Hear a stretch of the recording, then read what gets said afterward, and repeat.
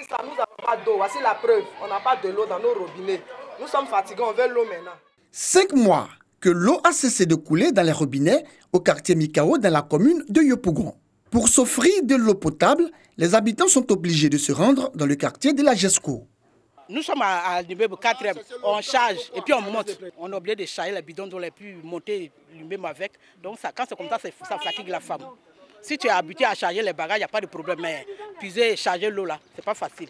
Et puis ça ne vient même partout où on passe, il n'y a pas l'eau. Nous sommes obligés de pousser des brouettes pour des pauvres femmes. On pousse des brouettes à des kilomètres pour avoir de l'eau. On est obligé de pousser des brouettes. Et si tu ne peux pas pousser des brouettes, tu es obligé de payer un seul bidon à 150 francs. On a combien dans la maison pour utiliser un seul bidon?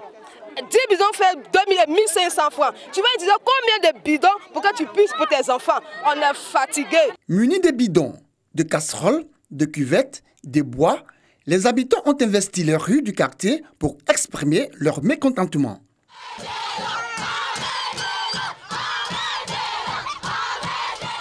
Inaugurée en 2014, cette station de traitement d'eau d'une capacité de 40 000 m3 devait couvrir les besoins de la commune. Mais jusque-là, la situation perdure. D'où provient donc cette pénurie d'eau?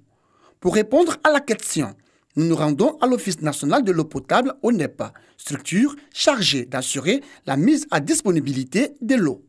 Ici, le directeur général explique que cette situation est due à la vétusté des installations de l'opérateur chargé de la distribution. La démographie à Abidjan est galopante.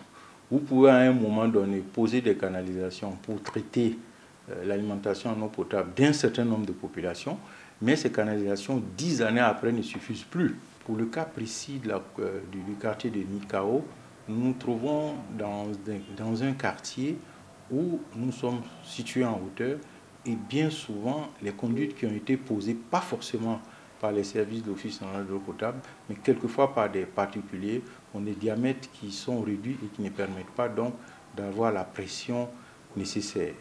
En attendant une solution définitive, les habitants sont ravitaillés par les camions-citernes de l'ONEP, une solution transitoire qui suscite un mécontentement. Effectivement, on nous envoie l'eau de citerne. On ne sait pas l'eau de citerne, d'où ça provient. Souvent, l'eau est salée.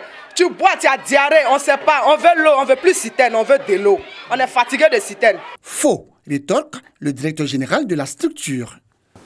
Non, nous n'avons pas de problème de qualité d'eau. L'eau qui est distribuée est une eau de très très bonne qualité.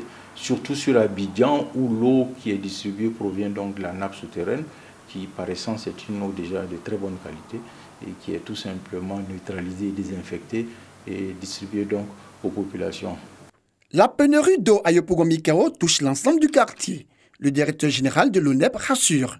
Les instructions ont été données pour mettre fin à cette situation qui devrait normalement être résolue dans les 2 prochaines semaines.